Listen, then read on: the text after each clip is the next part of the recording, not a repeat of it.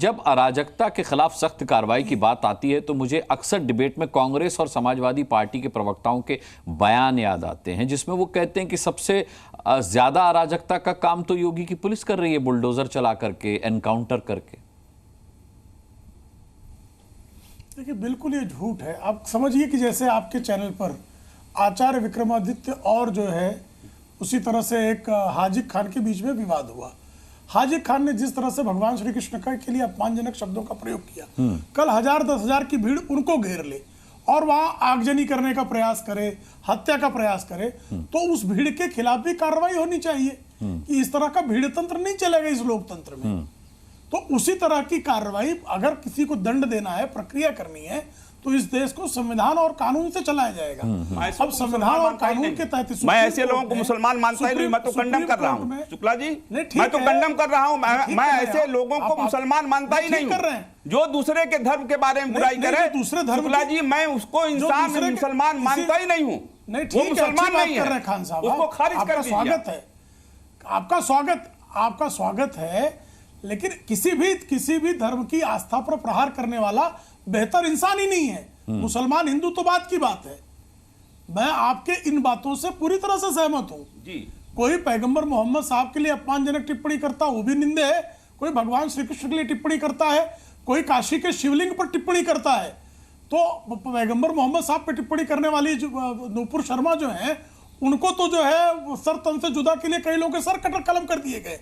लेकिन जो उन्होंने भगवान शिव पर टिप्पणी की, वो आज भी घूम के टहल रहे हैं, आज भी स्वतंत्र घूम रहे हैं।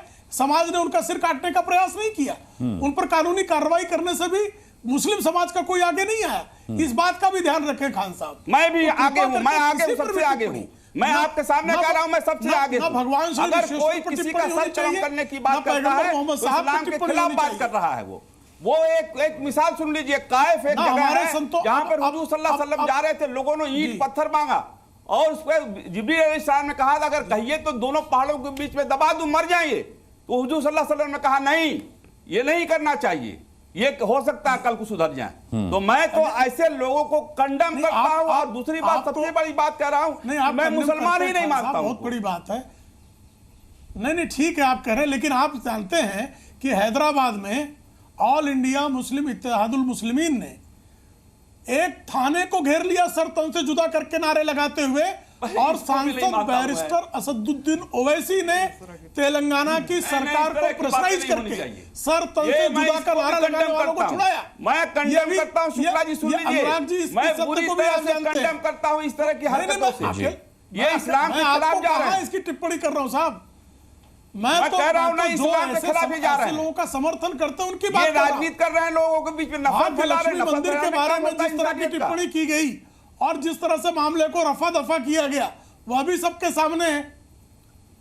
प्रभु राम के किस कमरे में पैदा हुए, ये सवाल पूछा गया जी। उनकी बर्थ सर्टिफिकेट मांगी गई, और बर्थ सर्टिफिकेट कौन लोग मांग रहे थे? मैं अकेला था अयोध्या में, सारे संप्रदाय आया तो मैंने स्वागत किया था। आपके खिलाफ कोई कुछ बोल ही नहीं रहा है। मैं अकेला था खड़ा मुसलमान, मैंने स्वागत किया था वहां, मैंने स्वागत किया था राम जन्मभूमि के फैसले का, जो है और मैंने कहा था कि सर्वधर्म समादर का जो मामला है उसका आदर है खान साहब, सर्वधर्म समादर का आदर है। लेकिन जो लोग आए दिन प्रभु राम, प्रभु कृष्ण, हमारे तमाम साधु, एक मुलायम सिंह यादव जी के सपुत्र हैं आदरणीय अखिलेश यादव, वो कह रहे थे कि हमारे सारे मठ में महंत जो है वो माफिया है।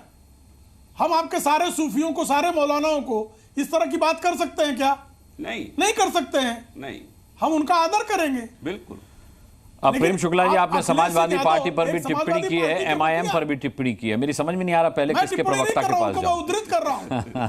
चलिए हाजिर अंग्रेज साहब को, हाजिर अंग्रेज